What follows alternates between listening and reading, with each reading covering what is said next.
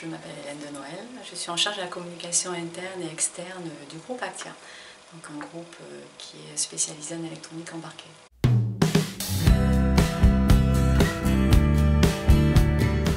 Donc en charge de la communication externe et interne, donc, je m'occupe de tout ce qui est communication commerciale, communication corporate externe, communication corporate interne et aussi la communication managériale.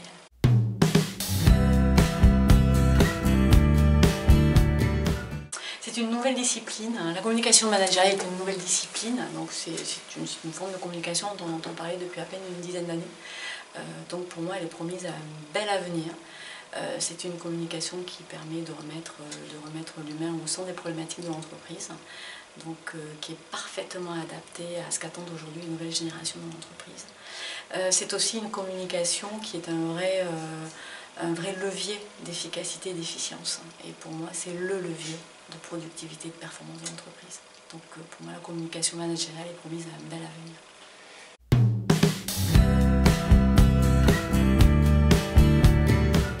La communication interne, alors la communication managériale fait partie finalement de la communication interne. Alors je vais quand même différencier les deux. En termes de communication interne, on entend bien souvent ce qu'on appelle une communication descendante. C'est-à-dire finalement la communication interne, c'est comment est-ce qu'une direction générale va communiquer auprès des équipes et auprès des collaborateurs. La communication managériale, c'est un relais indispensable. J'ai tendance à dire que si tu n'as pas de communication managériale, la communication interne ne peut pas fonctionner. La communication managériale, c'est accompagner les managers auprès de leurs équipes pour justement faire comprendre quelles sont les valeurs de l'entreprise, quels sont ses objectifs, quelles sont les stratégies, mais aussi les aider à animer et à piloter le relationnel. C'est une communication de relation.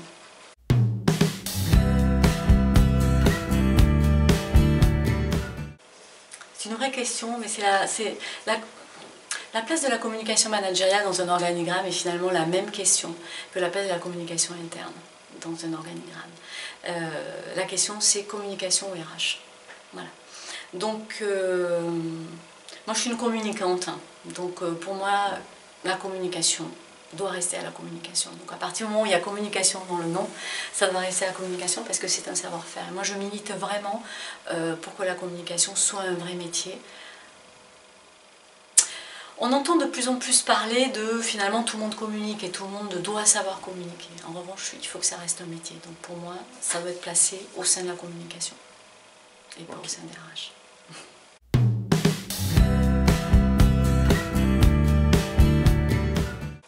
Il y a deux conseils à donner. Je donnerai deux conseils aux étudiants. Le premier conseil, c'est de se former tout le temps, tout le temps, tout le temps. De ne pas attendre, de ne pas imaginer que finalement on sort de l'école et puis c'est que des ans plus tard qu'on va se former.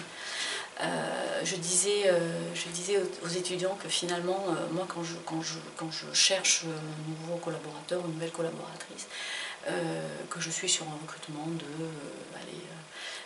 formation avec plus de 5 ans d'expérience professionnelle, je regarde si la personne s'est formée pendant ces 5 ans.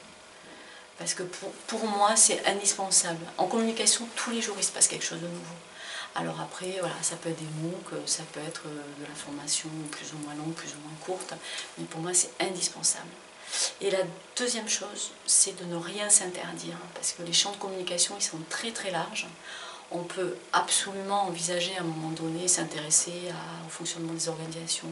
On peut très bien s'intéresser à tout ce qui est psychologie sociale, à tout ce qui est sociologie des organisations. Et puis à côté de ça, on peut préférer faire du digital, ou on peut préférer faire plutôt du multimédia, être dans quelque chose de beaucoup plus lié au graphisme. Donc voilà, donc surtout de rien s'interdire et de se dire que finalement en communication, il y a une place pour chacun. Ça, c'est plutôt une bonne nouvelle. Eh bien, merci. D'accord.